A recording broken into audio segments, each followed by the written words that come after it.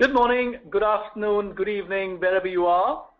My name is John Philip, and I head the Education Partnership and Research team at Sannam S4 in New Delhi. And today I will be moderating the webinar on your behalf. I am extremely proud to announce that we have participants from 9 countries dialing in today. And we have, of course, a lot of ground to cover in the next 50-odd minutes. So let me dive into my duty and start by introducing the expert panels to you. Today we have Kim Morrison, who's joining us from New York, who is the founder and chief executive of Grok Education in China. As many of you know, Grok is Sannam S4's strategic partner in China. I also have a very familiar person by me, Lakshmi Iyer, who is Sannam S4's very own expert, director and head of education. Lakshmi will be telling us the India story in a short while. But as you know, today we are addressing the issue of recruiting high caliber students from India and China, and what you as receiving institutions ought to do to attract the right kind of talent into your institutions.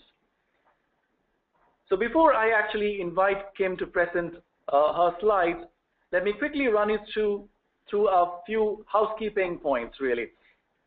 Today's format will follow a poll presentation poll format. That is to say, we will get the presentation going by putting across 2 poll questions to you, and then I will hand the presentation over to Kim, who will then take us through the China story. So we will also be inviting you to share your questions and queries with us using the question window, which you can hopefully see on your screens now. And as we proceed, we will try and answer those questions in the order that they come to us. But just in case we are not able to take your questions during the live session today, we will be putting up the answers on our webinar pages, which you can access at a later date. Before we close, we will also be displaying the answers, or rather the statistical analysis of the questions or the poll questions that we put up at the beginning or during the show. So, Kim, if you're ready, we are going to start with poll questions 1 and 2 now, and then I will hand the presentation to you, Kim. So let's have the poll questions first. Okay. There we are. The first question is, what are your key challenges in the China market? And the options that you can see on your screen now are, please select one of them. Is it quality of the students, quantity of students, both of the above, or none of the above? We are now collecting answers. I can see them coming in thick and fast. Interesting. Okay, thank you very much. We'll quickly go on to the next question as well. Question number 2 coming up on your screen in a minute. There we are. The second question is, does your institution actively use social media to attract Chinese students? Please note that this is specific to China. We are asking you to select one of the answers. Please tell us if you do use social media or not. That's again a very close shave this time, but interesting. We will share those answers towards the end of the webinar itself. Thank you very much. Kim, it's over to you now. Okay, thank you very much. I'm going to go into presentation mode here. Oops. Okay, so thanks everyone for having me here today. I'm excited to be here. I'm going to speak for 10 to 15 minutes regarding the Chinese market for international student recruitment. Oh, there we go. Can you see my screen now?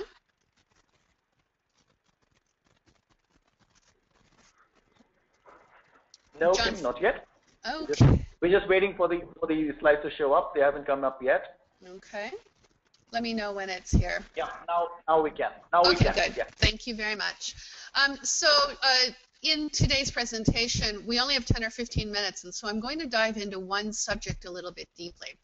One of the things that we're discovering as the Chinese market develops is that it's no longer not nearly as homogeneous as it was maybe 5 to 10 years ago.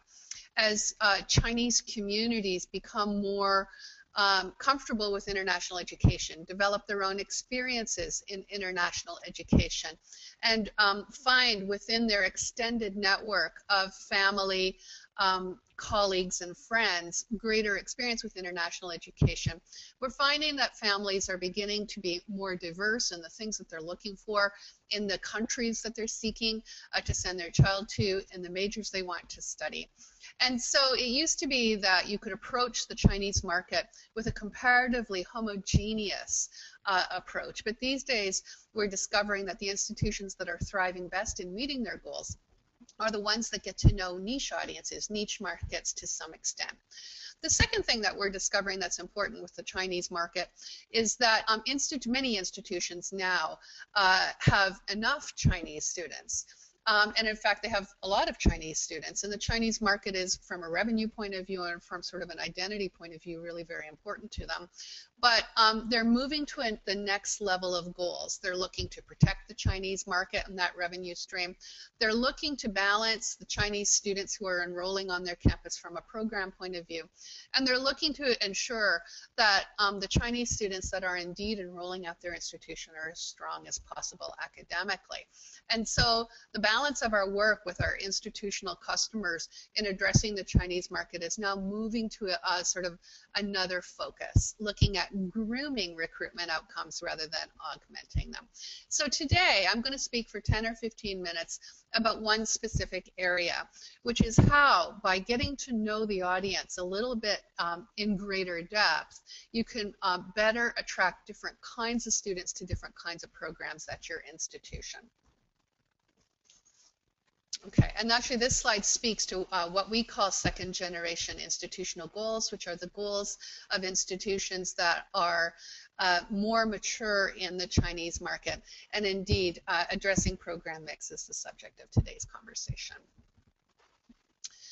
So every year we do what we call the 100 Chinese Families Project, where we go and do an in-depth interview with over 100 Chinese families about their dreams for the future, the criteria that you're using to evaluate a study destination, questions regarding cost and pricing, and what factors matter most to them. What you see on the screen right now is the overall body of answers on the question of what characteristics, what factors matter most to you when you're evaluating an institution as your study destination. And to some extent, there's no surprises here. Program ranking, school reputation continue to be overall among the most important factors that Chinese students are evaluating. One thing that I think is interesting, though, is that how the Chinese audience is evaluating institutions from an employment point of view is changing. And that, in fact, I think it's becoming an increasingly important competitive differentiator.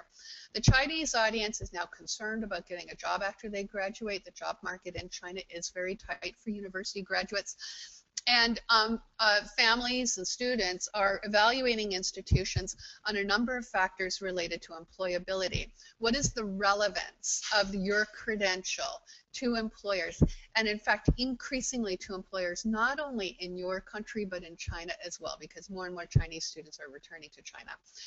What job experience do they get while they're studying at your institution? To what extent does your institution prepare them to get a job after they graduate? To what extent does your institution help them get a job after they graduate? These are important international student services and sort of program factors for institutions that I think are going to be important increasingly from a competitive point of view. The other one I want to point out is scholarships. Scholarships in China, in the work that we're doing around helping institutions convert students, we use scholarships as a conversion tool, but not particularly as an attraction tool. Our families like to send their child to institutions that offer scholarships, but not because they actually really need the scholarship funds in order to be able to afford to study up the institution. So we use it around closing and converting applications, and that might be a difference between China and India. But this is the overall data. But if we look at individual programs, students who want to study commercial subjects versus STEM subjects versus humanities and social sciences, we actually see some different answers, and this is interesting. So commercial students, unsurprisingly, want to study at schools that have strong school reputation, strong program ranking, and employment opportunities. Commercial students comprise almost half of the entire body of students that we spoke to. It's not surprising that their factors dominate these results.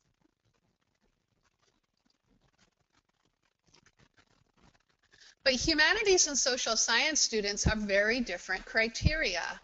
So they care about having peers in their classroom whom they respect, whom are intelligent, who are going to be successful. Peer students that they can relate to and that they want to relate to. They then care about program ranking and then job opportunities after they graduate. So we're starting to see some differences between humanities and social science students and commercial students in the factors that they're considering in the institution that they're selecting. STEM students are actually surprisingly different as well. Again, program ranking matters the most, but they care about their facilities and the faculty. And what I'm getting at here is you can see how if you're developing, for example, program brochures in order to support differential recruitment of social science students or STEM students, you can begin to see how the language and the messaging elements might be different between program brochures for STEM students versus social science students versus commercial students. When we look at the students' dreams for the future, we see similar differences. Overall employability in your country is their #1 concern. Surprisingly, self-actualization is the second concern. And the reason why I say that this is surprisingly is my sense is that 8, 9, 10 years ago, self-actualization would have been much lower on this list. The rising importance of self-actualization as a sort of a dream for the future is actually a symptom of growing economic confidence. Families are no longer pushing their child to select a major that's going to deliver sort of optimal financial outcomes. Instead, they're beginning to prioritize things like happiness, leading a full life, in their the dreams for the future and the factors that they're considering when they're thinking about studying abroad. And then third is employability in China. More and more Chinese students are returning to China. China is increasingly viewed as the land of opportunity. And so increasingly, your job is going to be to demonstrate the value of your credential, the relevance of your education, not only as a sort of a successful pathway to a career in life in your country, but in China as well.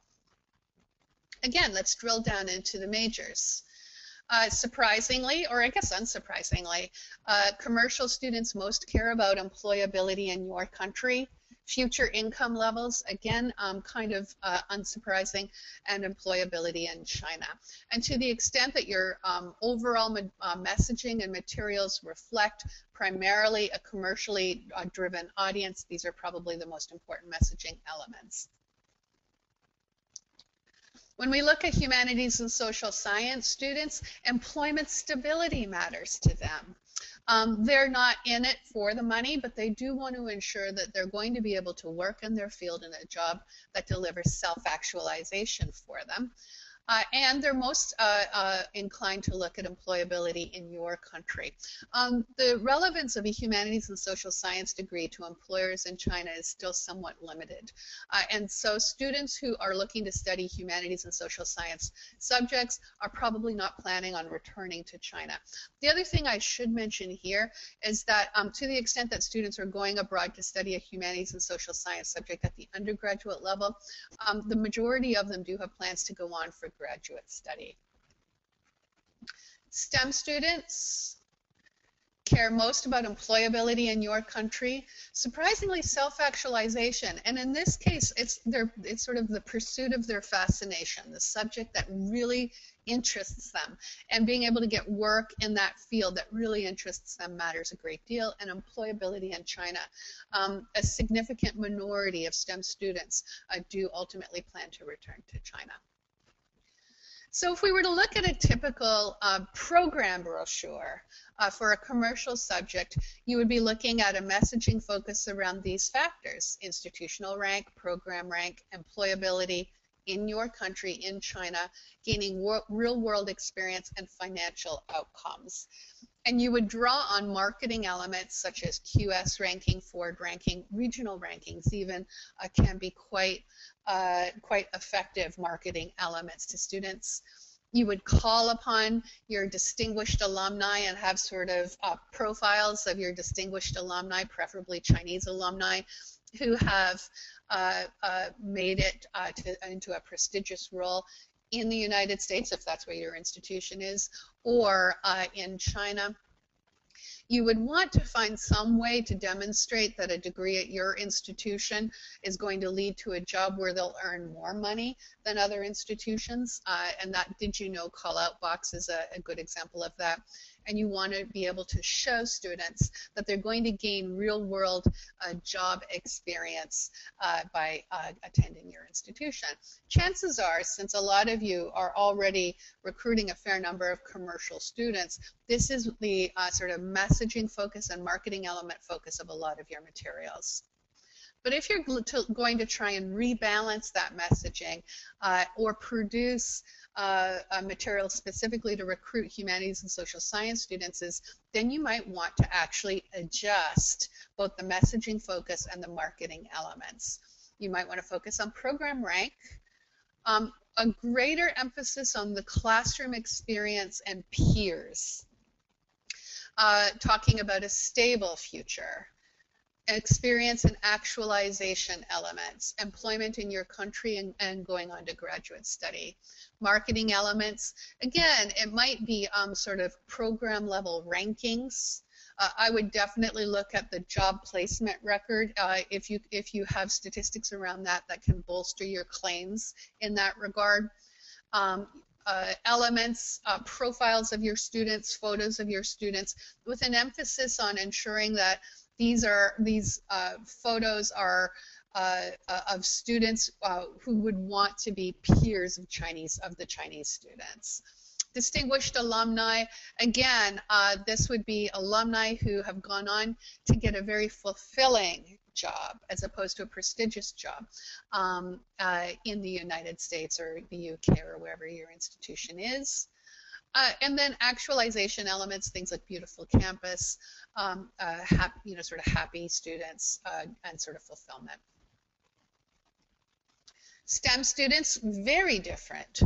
If you're going to rebalance your messaging and rebalance your marketing elements to be preferentially attractive to STEM students, you're going to be looking at bolstering claims of scientific achievement, and that might be through accolades, awards, various faculties who have won international competitions, for example.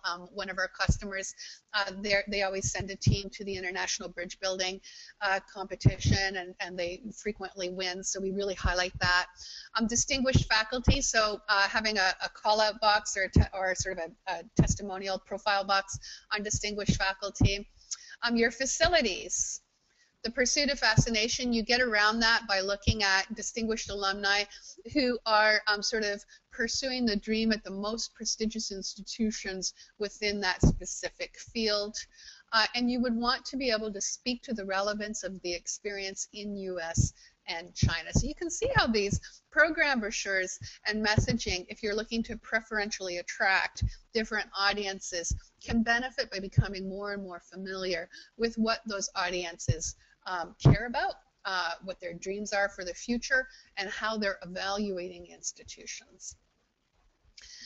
Other tactics to adjust program mix in China, we work with our clients to establish differential agency commission programs where we are incenting agents to go out there and preferentially recruit students for them in different fields.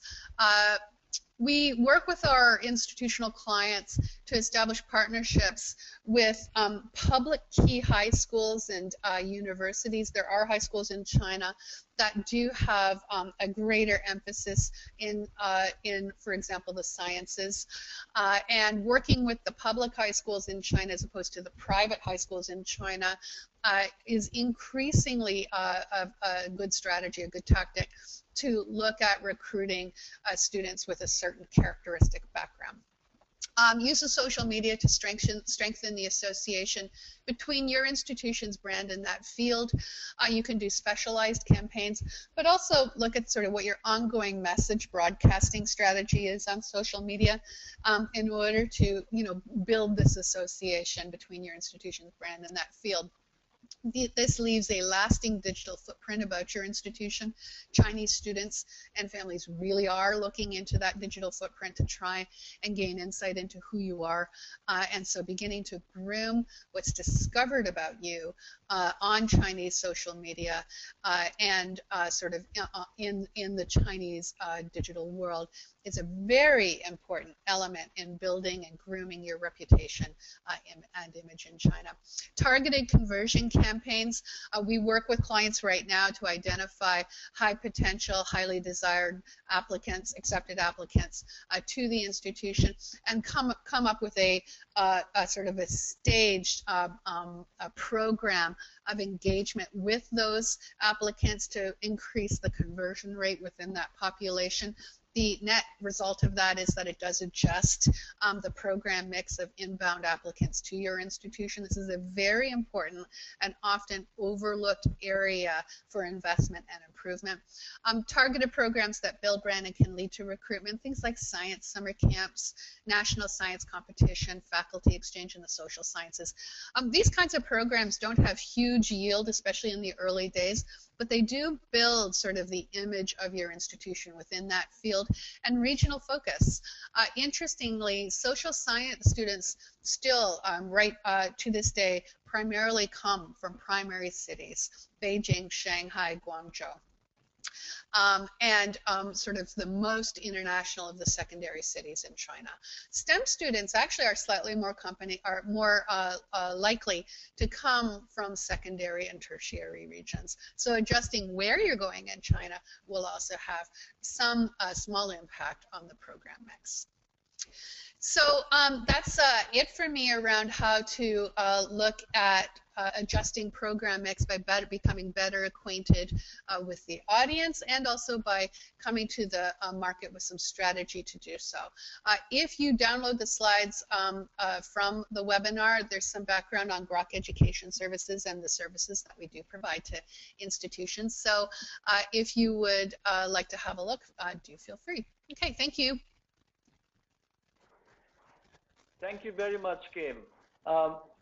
We've started receiving questions from the audience. Maybe I'll start with one which is specifically been asked of you, Kim. Okay. I'm going to read the question out to you. It says, "Hi, Kim. What is your view on the declining effect of Weibo on students, as Weibo is now overwhelmed by commercial messages?" Well, actually, there's a couple of things that you can do regarding Weibo.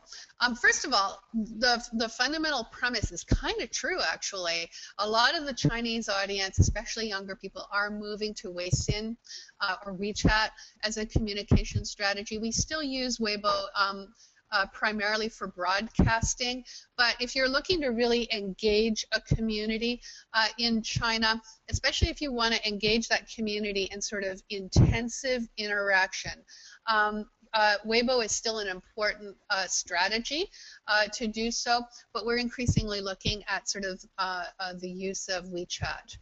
So fundamentally, I think that question is true. You just have to be really targeted around what it is you're trying to achieve, which platform you're using to achieve it on. And most importantly with social media, of course, is always think of social media as a process as opposed to an event. You know, building a community, this is a long-term marriage. There is nothing worse than dead content or dead platforms on social media. If you are unable to sustain your commitment to social media in China, best not to do it at all. Look at a sort of a website or a digital footprint that is less alive. It's less of a good way to engage people, but you don't suffer from the same kinds of issues of dead content or no engagement. Excellent, thank you, Kim. And there is another question which is more general around the use of agents in both China and India. And the question is about whether we or China and India use agents nationally, or are they spread rather regionally across the country? Interesting. Let's start with you, Kim. Okay, so in China, there is a balance of national education agencies. These are huge businesses. EIC recently closed a round of funding from a venture capitalist of $200 million. They are, I know, these are enormous commercial enterprises. And that is somewhat, I think, a distinction between China and India. We, depending on the brand of the institution that we're working with and their degree of momentum coming into China, when they begin to work with us, we look at creating an ecosystem of education agents for our clients that is has the right balance of national agencies which have huge geographic penetration, and then within cities or regions that we've pre-selected for the client based on the client's goals and characteristics. We would also look at working with municipal or regional agencies. But we screen those municipal and regional agencies really well. They're almost always Ministry of Education certified agencies, and we're quite careful about which ones we go to because the level of professionalism within those regional agencies can be a little bit more variable. But the regional agencies are often owner-operated. The owner would have connections into the region and perhaps even a reputation within the city that's rather strong. And they'll deliver a level of focus and attention to the institution, especially a lesser branded institution than the national agencies where you really need a very intensive charm offensive to get their attention. True, true. Now, I think this is a good spot to introduce Lakshmi into this conversation. Lakshmi, of course, there are plenty of common things between the way institutions work through agents in China and in India. We just heard Kim describe how it happens in China. How would you answer this question? Is it more regional? I mean, you've been in this area for many, many years now. What has your experience been? I think the main difference that I find with Indian agents is the fact that there isn't anyone who is uniformly strong, across India, and that's largely got to do with the diversity that we as a country I agree. have. Every 150 kilometers, our attitudes and everything changes in India, and it is quite difficult to kind of build up a Coca-Cola or a Pepsi equivalent in the agency business. Yeah, I think it is a very strong statement to make because it's got to do with the differences in we as a people, we are so diverse. Yeah. We are now 29 states, and it's hard. And with as each year passes, aspirations of middle class India are growing by the minute. Everybody wants to get a good education, and they want to. I mean, we have enough issues as it is. So to build an agency business that is spread across all of these states and give uniform service to students is a tough ask. And that is because I have been in the agency business, and I have led offices, and I know how hard it is. So so that is what is different about India. So what? Sorry, go on. No. Okay. So what would your advice be? I mean, when we are suggesting that institutions spread their work across the country, should they rather choose agencies that have nationwide presence, or should they go for regional experts, so to speak? I would ask institutions to kind of look at their agency footprint very carefully. Now, top agents have more number of offices. Of course. But that doesn't mean that a top agent is uniformly strong in, say, Delhi and Chennai. Good point. So, there are national agents, and each of these national agents will have certain strengths in certain markets. And it is in the institution's interest to kind of play up to those strengths. Excellent. So we have enough clients, within the Sannam S4 fold, who work with the national agents depending on, their market interests. And if somebody is, has a portfolio of courses that does very well in the South, then they will pick and choose to work with agents that are strong in that market. True. So there is no straight answer to this. A lot of them have learned it by trial and error. What we as an organization can help them do is to kind of, shorten that, the time span that it takes for you to kind of, understand the market. We can just help them dive into it pretty quickly, saying that, maybe you don't want to do this.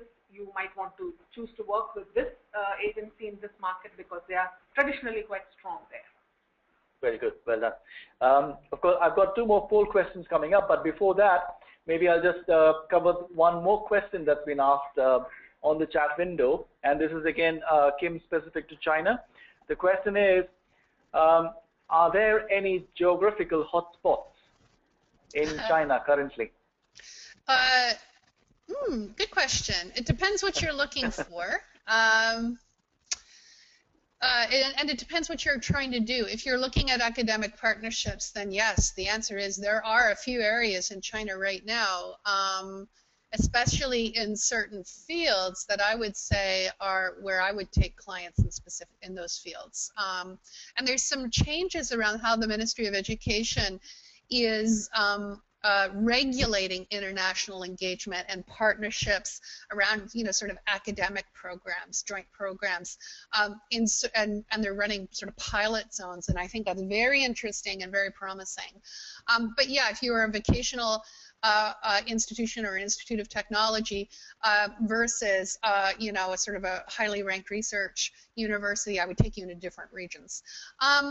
In terms of recruitment, again, it depends who you are and how strong your brand is and exactly what your goals and objectives are, and also where you are. Southern China has a historic affinity with, a stronger affinity with the United States and Australia. Northern regions in China have a stronger affinity historically with Europe. And so who you are and what your characteristics are and also what your goals are would determine where I would take you in China. But I would say, China does have strong regional markets, and there are very important regional differences around the economics of study, internationalism, propensity to study, and industrial capability, which does shape what majors students want to go and attend. But China, compared to India, doesn't have the same level of diversity as India does. Nobody really ever talks about China as a collection of little countries in the same way that people do with India. And so while regional differences and a geographic strategy is really important in China, you cannot spread yourself uniformly over the country and expect to get anywhere. So while that still isn't a key message for China, for India, I think it's like a driving strategic focus. So I think that's a good opportunity to turn it over to Lakshmi. Yeah. Thank you, Kim. We'll just take 2 more poll questions, and then we'll just hand the mic over to Lakshmi. Thank you very much, Kim. So just be ready for the next question. Okay. And there's the question. Again, this is China specific, so we're going to ask you, do you think Chinese agents can improve the quality of the applications that they send to you? 3 choices that you have: yes, no, or maybe. Votings are on, and we are getting responses Very, very far. Very clear picture, I'd rather say. Thank you very much for that. Lakshmi, over to you. Thank you very much. Well, you have got a map of India on your screen, I suppose, and we are going to tell you a story. Major cities and towns in India, you can see here. It's a little different because you don't see the usual cities that are that people look for, like Delhi or Bombay or Calcutta, that everybody knows. And India, as you know, is the second largest source country for international students. We send over 250,000 education migrants, I would like to call them, every year for a variety of reasons to study abroad, which I don't want to get into at this stage. We are going to present a story about how the map of recruitment with respect to India is changing in terms of its contours. And early this year, we approached in-country representatives of over 15 number, who collectively amongst them would be processing about 20,000 Indian applicants to be able to get to their 4,000, 5,000 students that they send from India, to understand how they are finding India changing in terms of her course preferences, the choices that students are making, and what are the main drivers and motivators that they are seeing in the market. So if we were to look at the UG courses, it is very clear, just like in China, business and management is a clear winner with respect to Indian students. At least that is what the practitioners tell us, and I think experience also tells me that that hasn't changed a lot. It still remains business and management, and followed very closely by science and engineering and computer science. And computer science and hospitality are quite interesting to see in this, because these are, hospitality is an up-and-coming area, and with the new government in place, where tourism is one of the 5 T's that our Prime Minister has been harping on about. So it is quite interesting to see hospitality emerging as one of the interest areas for our undergraduate focused students. Then, if we were to move to our PG preferences of our PG students, here I would like to add a caveat. Indian students, a large majority of them, look to study postgraduate courses when you as compared to undergraduate programs. The market still remains at least 85% in favor of postgraduate programs. And here again, if you look at it, business and management, followed very closely by computer science, are the dominant course areas that our students are picking. And I would like to kind of also point out that computer science is actually not a surprise. If you were to do an analysis of the large majority of Indian students, over close to about 100,000 who go to the United States to pursue an education abroad, large majority of them go for STEM subjects, and also computer science and information and technology. So I think the choices here that you see that our students are picking in the PG area are quite, it has been like this for the last decade or so. I don't see it changing, at least for the next 5 years. Who knows after that what's going to happen, because we are going into a massive skills drive, etc. The next one is in terms of the regional interests of our students, and it is not surprising to see that engineering tops the choices in South India. I'm not sure if many of you all are aware. India got the a 29th state a few weeks ago. And the sibling states, as we would like to call them, Andhra Pradesh and Telangana, they account for over 800 engineering colleges, which together would garner about 340,000 engineering college seats And the practitioners that we surveyed, they say that they receive almost 50% of their engineering and infotech students from the south of India. And it has traditionally been like this, and no wonder a lot of our IT companies are headquartered down south because there is a captive market of decent quality engineering graduates whom they can put through their training schools. Business tops the list in other regions, but I really wanted to kind of point your attention to engineering being the number one in the south. Now, if you look at the key sources as to where these Indian students are coming out of course, there are the usual suspects of Bombay, Delhi, Calcutta, Pune, Chennai, Hyderabad, etc.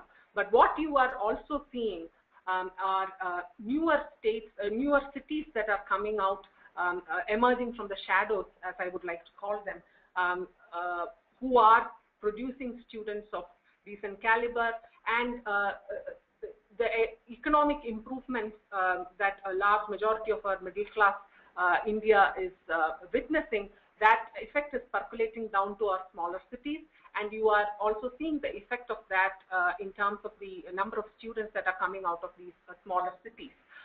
So if you were to look at Jaipur or Kochi or Guwahati in the east, Nagpur in Maharashtra, these are all cities that are now becoming quite regular fixtures in terms of the travel schedule of a large majority of in-country representatives who are traveling around trying to get as many students as possible.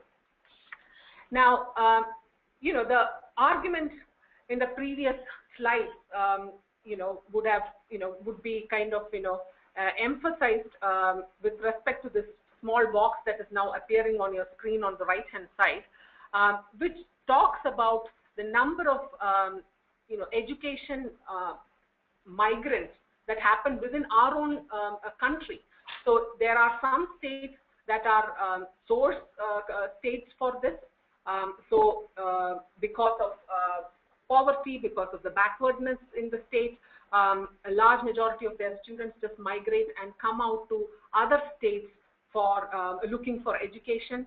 Many of them do come to Delhi because we have the prestigious Central University of Delhi University here.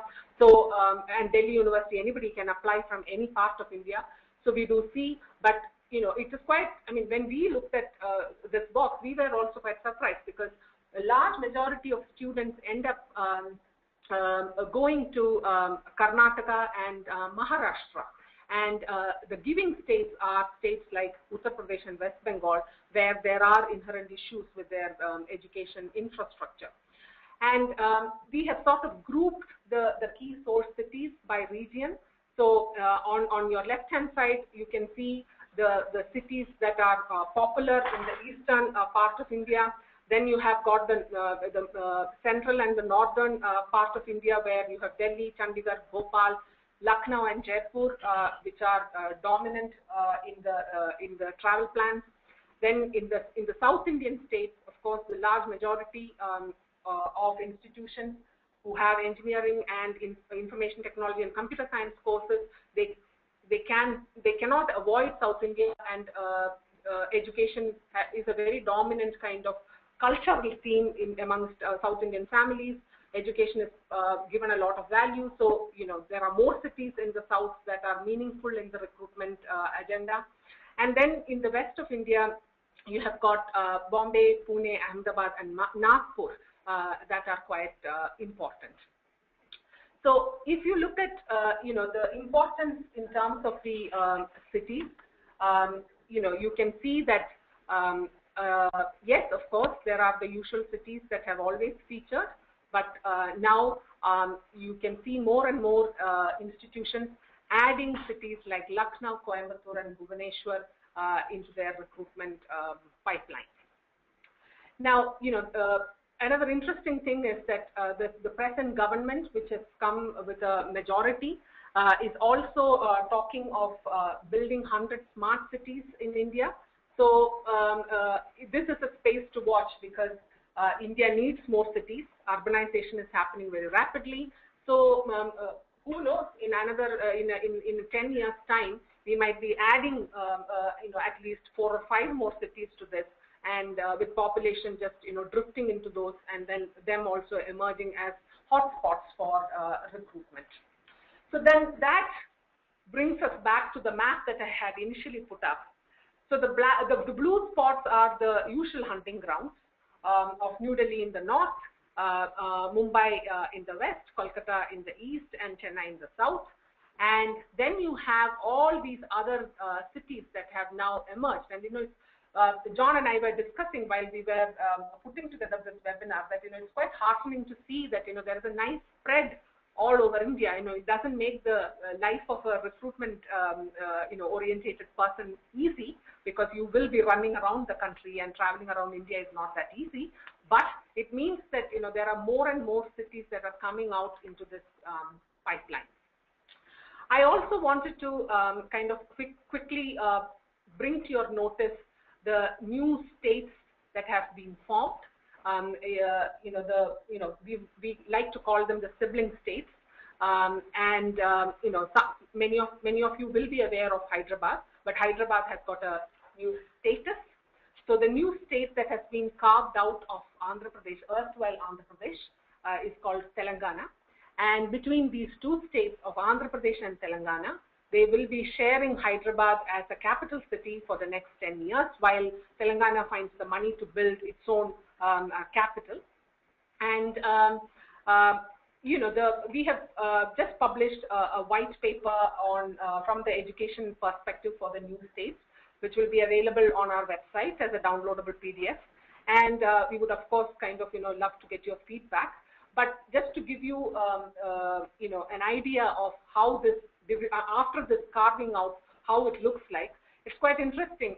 When you look at the number of international schools, Telangana has ended up getting 30 international schools compared to just 2 of Andhra Pradesh, and that's simply because Telangana has got Hyderabad in its geographical territory, and most of the international schools are concentrated around Hyderabad. Going back to what our practitioners told us about the key influences in terms of what they are finding about students choosing to study abroad. We asked them, okay, why do you think students are choosing to go to a particular country and not choosing to go to, say, country Y? And the response was largely about, financial, it had a financial implication, because people are looking at employment abroad, people wanted financial aid, affordability was a big thing, and migration prospects. Now, Indian students choose their study abroad destination on financial considerations. Return on investment is extremely important for the Indian student. Hence, the value of a qualification that that your institution would bring to table is topmost on their minds, and you will be asked those questions as to, okay, I spend this money, what happens to me? Will I get a job at the end of it? So they are also very active seekers of external sources of funding. That is another thing that is very different about India as compared to China. In all my discussions with Kim, one of the things that I have understood is that Chinese students, a large majority of them, are self-funded. Whereas when you look at the financial structure that an Indian student has put around their aspirations towards studying abroad, you would find that there are other people funding their education, plus there will be an education bank loan, more or less, and people are also looking at scholarships as a source of funding. So that is, so financial consideration is pretty big. And if you look at the sources of information that our students are choosing to look at for deciding where they want to study, friends, they remain a huge source of information. So rightfully or wrongfully, you will have Indian students being influenced by friends and relatives. That is very common. You as an institution, it is not enough for them to just listen to advice from a counselor. They would always validate that with what their father's friend has told them, or a sister's friend who is studying in some institution has told them. So this is something very unique about India. We always want to know what our neighbors think of us. So anyway, having said that, the interesting thing is that traditional media has started taking a back seat, and print advertising. When I began my career in education 12 years ago, every university would want to advertise in the print media, and the months between May to August, you would open a newspaper and you would just see a lot of advertisements. But now it is slowly, I can see that allocation moving towards internet, because Indian students are looking at the internet to validate what they are hearing about institutions, and for validating whether the institution is the right choice for them. So, of course, what they hear from their schools, so school presentations are important, college presentations are important, attending fairs are important, but digital media, social media strategy has also become very important in terms of, reaching out to the Indian student.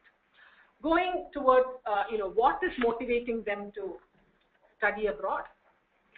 So you would think that, value of the qualification is very important, but no, it is all, it's all about the chance to settle overseas, looking at global employment, multicultural exposure, and enhanced salary prospects. So Indian student, again, when you look at the motivation, you can see how return on investment focused they are. We then went on to ask our practitioners about, what kind of courses they are seeing in terms of, are there differences in what a North Indian student is wanting to look at studying, and which country the North Indian student is choosing to study over what the South Indian student is looking to study. And it is quite interesting because, US, of course, is a dominant choice throughout India. Having said that, in the east of India, it is the #1 choice. And UK is the #1 choice in the north of India. And Australia, again, for the north of India, Australia is very strong. But then overall percentage, if you look at it, it would still be US and UK institutions that the students are looking at very, very closely. So that sort of ends my take on what the Indian student is looking to do these days. Thank you very much, Lakshmi. I can see a lot of questions being asked by our listeners. But I thought I'll just ask you a question myself. We spoke about spreading the reach across the country, and we know a lot of institutions are trying to do this remotely, so to speak, yes, okay, from their home countries. What, according to you, is the most effective way of recruiting students in India? The thing is, Indian students prefer to meet people face to face. And when I used to counsel students very actively, the crunch time, because this is peak recruitment time in India. And I always used to find that those of my client institutions that never bothered to come during summer to meet the student and the parents, in the final shortlisting, they would have applied to, say, 6 or 7 institutions. And then the choices would dwindle down to those institutions where they actually met somebody, and then they park aside those where they haven't met anyone. So, it is still quite, touchy-feely that way. They need to meet someone whom they think, knows a lot about the institution. And Indian students, surprisingly, also like to meet academics. Yeah. So they would want to meet over and above someone who is from the international office, an academic who can counsel them about the options that they have, the course modules. They drill down to that level. And in some cases, they can also get quite satisfied if, you can get them onto a Skype call with an academic. But I do think that regular presence in this market is very important. And it is quite a dynamic market as well, because, every season there is, a flavor of the month thing, In, 1 year you will see that institutions that have a course with international business in it would do very well, or global business in it would do well. So, and it is quite fickle. But there are a lot of other factors that also play into the choice process that, that students do. Kim, if I may ask you, is it the same or is it any different in China? No, I think it's pretty similar. Education is a choice that's built on trust. And some institutions have a trusted brand for historical reasons, for, I don't know, for various reasons. They already have a brand that's well known and that's trusted in China. And their task of building that bond of trust with the family is much easier than for an institution that hasn't already established a widely known and widely well-regarded brand. Those institutions have to find a way to foster that bond of trust with the family aside from the strength of the brand. And you can foster that bond of trust a number of ways. Agents in China, about 80% of the families do work with agents. Agents have that in-market presence where the family can go and feel like they've got a connection to a human being, which is, I think, the Chinese audience still desires. But increasingly, the family doesn't have that bond of trust with the agents. They don't necessarily trust the information that the agent's giving them.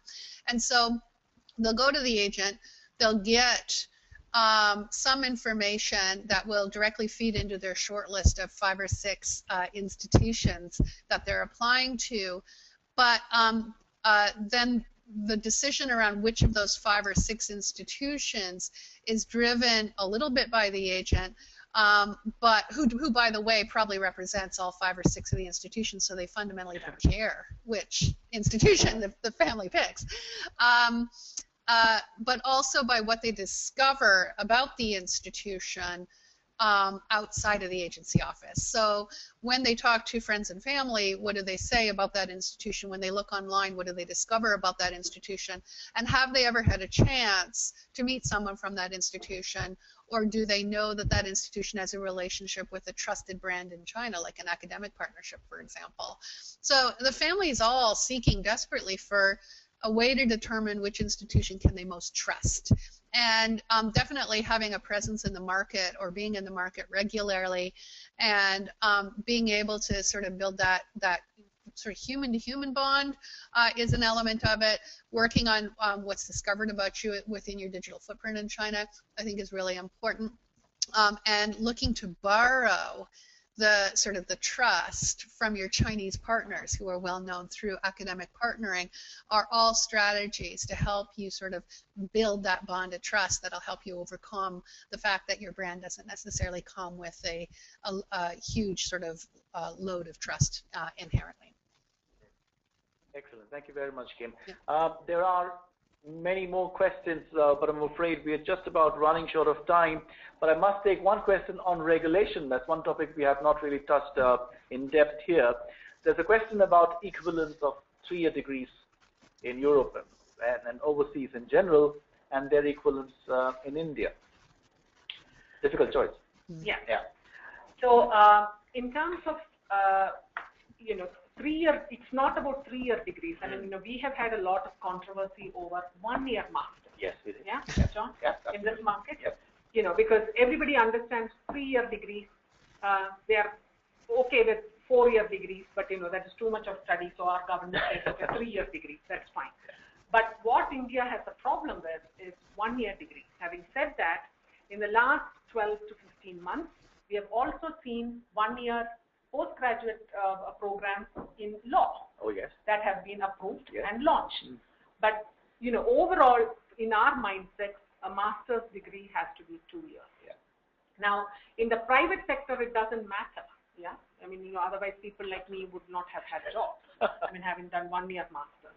But the point is that a student who is looking to be an academic in a government funded academic institution here in India, or wants to pursue a PhD program after doing a 1-year master's and wants to pursue a PhD program with an Indian university that is funded by the government, those are the students who will run into problems, because then they will have to go to AIU and ask for an equivalency certificate.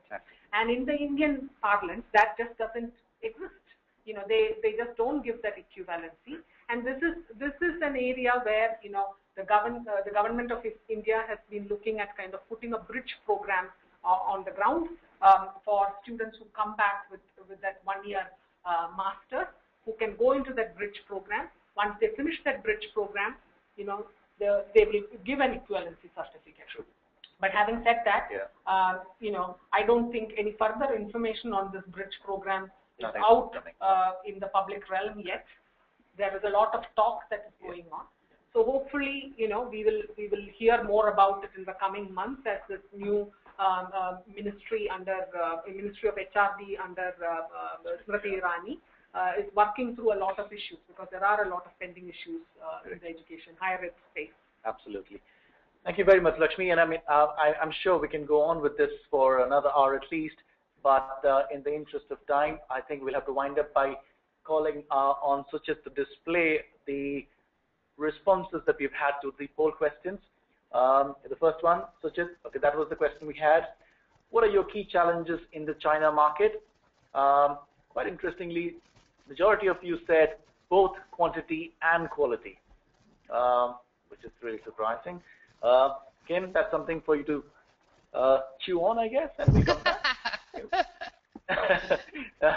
And the second question was, does your institution actively use social media to attract? A very close answer, with a 52% saying yes to that. And then we had our third question, which was about the use of agents in China. Again, touch and go.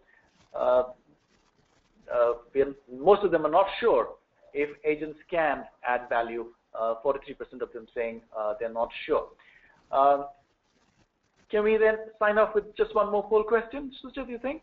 Because in the interest of priorities, we just pushed that poll question down. So just to sign off, we'll sign off with this poll question. We just ask you, what is the most popular program with Indian students at your institution? Really appreciate a quick answer, because we'll have to sign off now. Choices are business, computer science, biotech, infotech, or any other. Overwhelming response coming in there. 3, 2, 1, and we'll display that now. It's in sync with what we just presented as well. More than half really choosing business as their option. Ladies and gentlemen, thank you very much for dialing in today to today's session. It's been a very interactive one. Thank you for your questions. Apologies for not being able to take all of them online, but of course, as is practice with our webinars, we will be posting answers to all those questions on our webinar pages. You should also be able to download our presentations from the same website. Please keep a tab on that, and do follow our Twitter feeds. You can see the Twitter handle there and our hashtag that we've used for this particular session. All of what transpired would be available on the website and on the Twitter handle. Thank you once again, Kim, for joining us from New York. My pleasure. Very, very informative, of course, as expected. We hope that you join us again in future sessions. And Lakshmi, thank you for your expertise and for sharing your knowledge and experience. And to our team here who's been kind enough to organize this. Thank you, everyone, and have a good day or evening wherever you are. See you again very soon. Bye-bye.